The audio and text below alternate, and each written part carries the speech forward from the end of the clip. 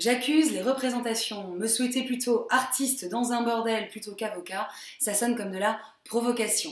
Alors à votre mère et à tous ceux qui pensent comme elle, eh bien ne leur dites pas que vous l'êtes avocat. Vous risqueriez de décevoir leurs souhaits de fantaisie et de prendre cher comme on dit, mais en un sens plus coûtant que celui payant auquel on vous associe coutumièrement.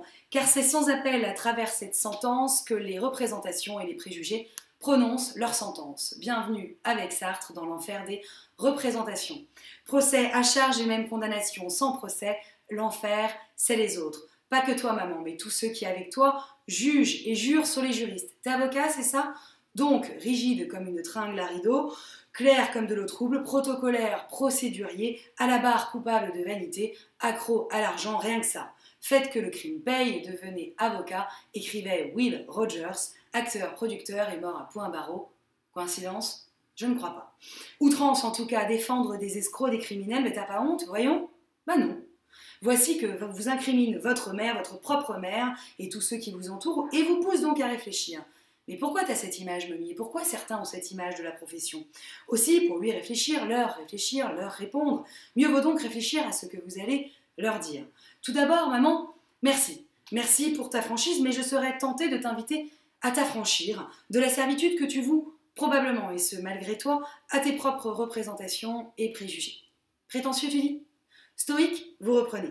Les stoïciens invitaient à travailler nos représentations, alors je me permets. Sartre d'ailleurs aussi. Soit je me pollue des représentations des autres et à huis clos m'incrimine de l'escroc que je fais, me condamne donc librement et sans défense, un comble pour un avocat, à l'enfer des préjugés. Soit je retrouve des relations de réciprocité avec l'autre autour d'un projet qui nous amène donc à partager. Aussi, maman, je te prie de bien vouloir t'asseoir. Cessons les histoires, je vais à présent te conter une histoire. Ok? Il était une fois. Tu te fous de moi? Non. Il était une fois une fourmi, l'avocat, qui laissait peu de place à la fantaisie, s'employait à la tâche, enchaînait parfois à la chaîne un modèle comme un employé modèle, un travail efficace, payant, mais coûtant aussi, car le plaisir passe justement à la trappe de la tâche à produire. Relationnellement aussi, en témoignent tes a priori, maman. Cela dit, pour ta défense, il est vrai qu'à travailler comme une fourmi, le risque c'est d'oublier les cigales qui chantent à côté aussi. En ce sens, oui, mais à culpa. Je plaide coupable, l'avocat est souvent un anti-créatif qui applique à un rythme effréné ce qu'il faut appliquer. Mais de nos jours, le monde est hyper complexe. Tantôt fourmi, anti-créatif, métro, boulot, dodo, tantôt hyper créatif, fourmi, des tas de changements comme jamais auparavant. C'est inédit, toutes ces cigales qui prennent justement la clé des champs et qui innovent à tout bout de champ. Un vrai fouillis juridique, sans les cocktails et les porte-jartelles de l'artiste dans un bordel, malheureusement, mais du bordel quand même. Et tu vois, toutes ces innovations, ces infractions donc à la norme, l'avocat, il les défend, il accompagne les changements. Par exemple, l'avortement, maman. Il fallait de la fantaisie, il fallait vraiment un travail acharné pour que les droits des femmes ne cessent justement d'être bafoués. Donc de la fantaisie, sûrement un brin de folie pour se lancer dans toutes ces réformes. Alors là où je te rejoins, c'est que, oui, comme un artiste, les avocats ont sûrement à se refaire une beauté d'actualité pour monter sur la scène de la société. Comme chez Baker et McKenzie, Gide, Dentons, on voit bien que justement à l'ère du numérique, eh bien, les avocats innovent et réinventent leur travail. Car maman, ce que tu oublies, c'est que le succès du travail de l'avocat, ce n'est pas le déroulé d'un process comme on le croit souvent, mais le succès de tentatives, un espace d'expertise fantasque donc aussi. L'avocat, prenons une image, il est comme Charlot dans les temps modernes de Chaplin. Lorsqu'après le travail à la chaîne, comme les études qui s'enchaînent et nous enchaînent, il trouve un boulot. Un boulot de chanteur dans un bar, ou à la barre si tu veux. Enfin, au début, on voit bien que c'est pas la folie.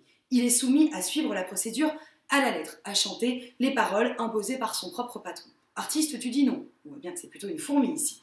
Mais une fois monté sur scène, eh bien le pauvre, il se rend compte qu'il a perdu les paroles et se voit donc contraint de chanter son plaidoyer, en partie préparé et un brin donc improvisé, il n'a pas le choix. Eh bien, c'est un véritable succès. Tout le monde, justement, est en transe de cela. Comme une bonne plaidoirie qui s'écrit en partie mais se vit sur le vif et avant tout aussi. Alors pour ma part, je ne suis pas avocate, mais philosophe, un avocat de soi-même en quelque sorte. Mais si j'étais avocate et que c'était ma mère qui m'avait justement invitée ici à cet écrit, je la convierais peut-être à assister à l'une de mes représentations sur scène et en robe et avec plus ou moins d'adresse à lui adresser ceci. Maman, Je ne suis pas bon chanteur, mais bon orateur. Je ne suis pas bon danseur, mais bon défenseur. J'use et ruse de ma voix. Pour acquérir des voix, j'analyse, je synthétise, je m'organise et je persévère aussi, comme une fourmi, déterminée à me montrer digne de confiance et à entrer dans la danse de la cour, j'observe la cigale. Je cours et fais parfois la cour à la critique, déchante aussi, mais je vins messie, et oui, je m'enrichis. Il n'est ni meilleur ami, ni parent que soi-même écrit La Fontaine, que court donc la rumeur, car vif d'esprit et réactif, maître de la fantaisie dans mon entreprise, à cette heure le bordel des affaires m'y oblige. J'accueille les fausses notes en chœur et avec, si, je prends note de Sénèque qui nous dit « La vie ce n'est pas d'attendre que l'orage passe ou que les critiques cessent, c'est d'apprendre à danser sous la pluie, à faire avec. » Alors, sans faire appel et sans parapluie, oui, dans le monde des affaires, je le suis, artiste, avocat, pardi.